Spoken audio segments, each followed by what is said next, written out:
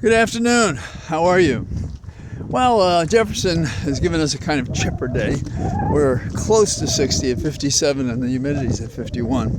And the wind's at 13 miles an hour, so you may hear some of that while I'm speaking. Although, a short time ago, it was pretty serious, and I think you would have just heard or whatever that is, the sound it makes when the wind hits the microphone.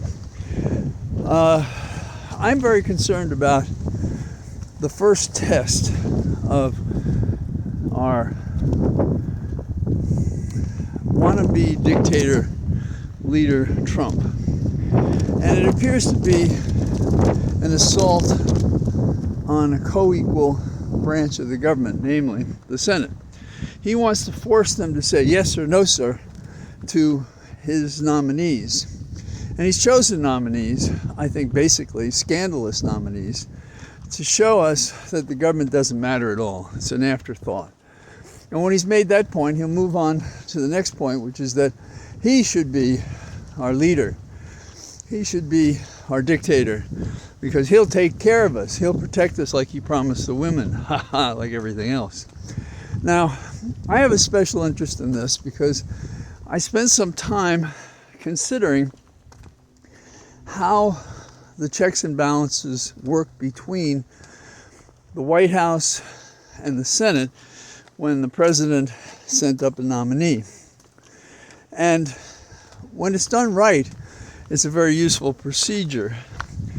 And it protects the prerogatives contemplated by our founding fathers, no women, that how do we check a president who can appoint whomever he wants? Well, he is only able to do that with the advice of the Senate and their consent. So, that's the check of the legislative on the executive, and a protection, preserve and protect for the country, the nation, from people who are incompetent to do the job, particularly in difficult times. And as our life in America has grown more complex over the time since the early promise of our Declaration of Independence, it becomes more important and more difficult to find someone with the right credentials. So, what particular point has me concerned? Well, what I just said, plus how we could detect if this check is being invoked and being used to the benefit of the various departments, that is the executive and legislative and judicial. And one example is there's actually a program that the FBI follows, a plan. And it's a complicated one, but it boils down to this. If they discover disparaging information, they're supposed to bring it to the attention of the committee considering the nomination. Okay, so we have Getz, who was under investigation. We have the Speaker of the House says he's not going to release that information.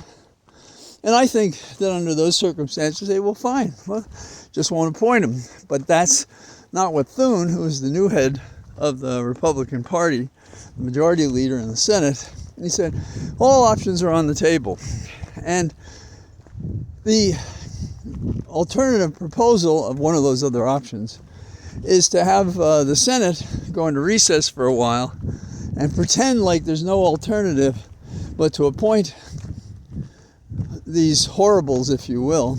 There's going to be a baker's dozen of them in no time, and they'll all have flaws of some sort or other, but there may be good ones among them. I don't know. I mean, not talking ideologically, but talking about ethics and experience and knowledge and so forth. And so we have to be concerned that they'll punt on their constitutional responsibility and power and approve whatever nag Trump puts before them, which is sort of a test of their fealty to him and a step on the way to his ultimate goal as a wannabe dictator. So that's sort of where we are. So Getz, in a way, leads the pack because he follows upon several bad attorney generals, Barr, of course, who had contracts basically with the White House and did what they could to screw up any investigation of him. Remember Mueller. And then, of course, we have Sleepy Garland, who doesn't do anything while he's there. So we have that problem. And we have a similar one with RFK and Doug Burgum, the governor. And what it is if we start down a road in which we're not preserving and protecting the government, then where are we?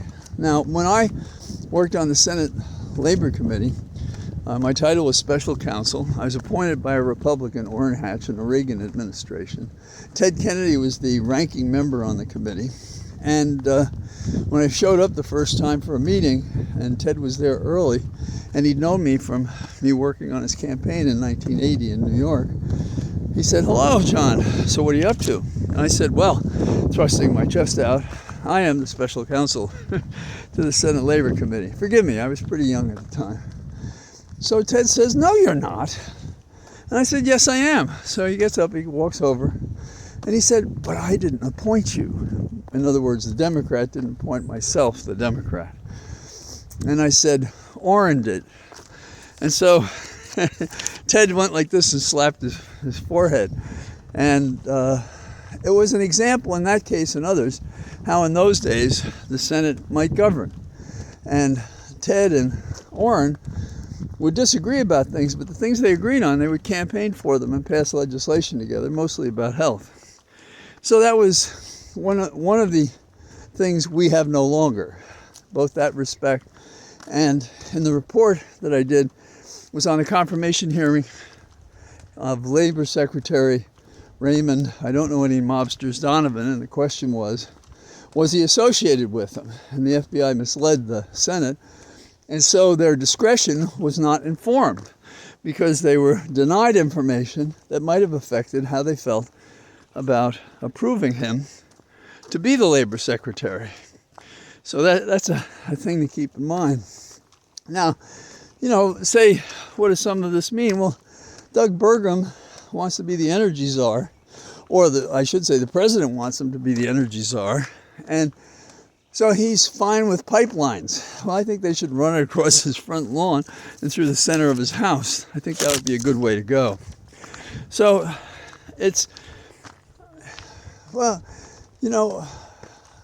let me give equal time to Democrats. We are all agreed, at least probably on this walk and talk, that Trump is the most heinous individual to have occupied the White House once, having informed us what a worthless criminal he is, the orange ogre, and now he's going to be there again. We just had a campaign in which we've learned, no surprise, that there was false information put out there to cause people to vote the way they did. So when people ballyhoo the returns and the votes, keep in mind these people relied on what lies they were told to vote the way they did. Is that enough to overturn an election? No, but it's something to consider going forward. And you wonder how, since 2015, people don't know this guy lies about everything. His lips are moving, the old statement, he's lying. And when he admits to something, then it's probably true. And that's basically been my guide for how you follow this man all these many days and months and too many years. And so basically we have a guy who is out there in a cash-fueled, anonymous source of negative information about the Democrats. So on the one hand, we have the speaker hiding information about Getz. On another hand, we have the new leader of the Republican Senate saying, well, what I'm going to do is keep open my options, meaning, we may not look at these guys at all. We just let them go in. It's terrible. And we know that Kennedy has some very peculiar views. He thinks that the coronavirus vaccine was the deadliest vaccine ever, really. And one of my favorites, because we use it to deal with worms for our animals, is the ivermectin that he, RFK, believes works. And there's more. There was a story in the paper today that I found interesting. There were some climate protesters, and what they were doing was protesting the unconstitutional and reckless conduct of the administration. And apparently they spread red dust on the container that has, I don't know if it's the real Constitution, but the Constitution. And so they were arrested. And, you know, I do think if you violate the law as a protester, part of it is to, well, accept responsibility for what you've done. And that's the usual objective of this. And famous stories are Gandhi in the 60s and so forth. But here's the kicker. These guys got 2 years, or the one person who was involved got 2 years in custody. And so, if you protest that our Constitution is not being followed and ignored, and probably should be torn up, but that's not what they did, and you get 2 years, but the people who tried to overthrow our government get months, days. It's a topsy-turvy world, and when I hear topsy, I think of balanced and rotating. But if it is rotating, it's rotating in a direction of a slowly moving rotational axis that has as its end resting point in Trump's mind a devastating change from democracy to dictatorship.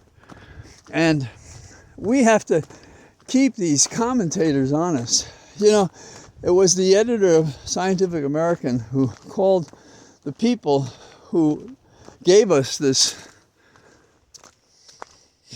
fellow Trump as the president-elect.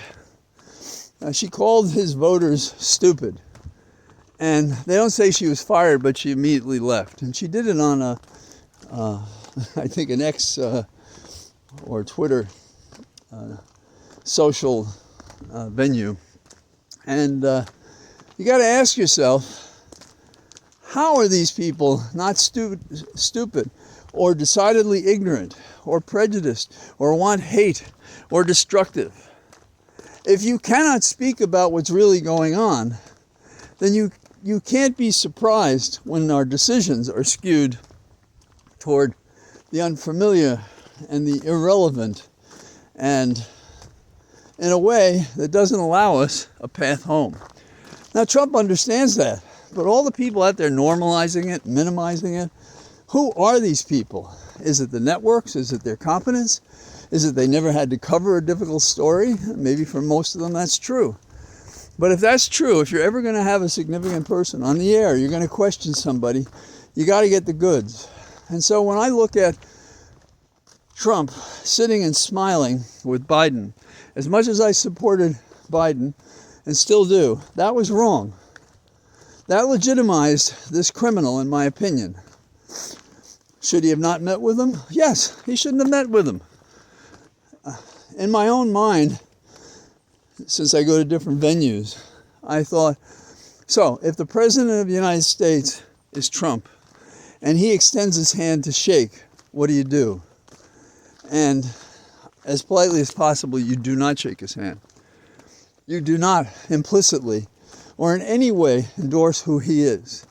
Because to do so is to lose your own dignity, to lose your own soul, and to compromise one by this adherence to a formality whose significance is ignored, as if this guy is not the Hitler-like character that he is. And I thought of the picture of Hitler being awarded the chancellorship as if that would be the end of it, and it wasn't. And I see before a raging fire inside, I think it's the Oval Office, but it could be one of the other rooms. And you would think these two had been pals their whole life. You don't have to do that. You shouldn't do that. And if you have that attitude, it seems to me you compromise who you are. You're selling to America, this is okay, what's going on here, and it's not.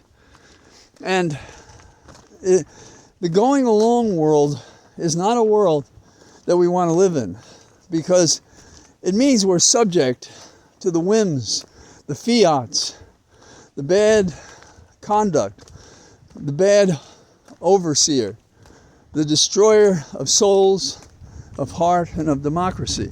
And that's just not possible to embrace. So some may think I'm being too harsh to Biden, but every one of these things, you know how many millions of people saw those two sitting together? That is the reason. We allowed this guy free rein when he's joking around, and he ran up the numbers of people who saw him, and the negative campaign helped, and now he's our president. Well, somebody asked me what I thought of Trump as president. I said, he's not my president. He's not now, nor will he ever be. And somebody said, why did I have a flag up?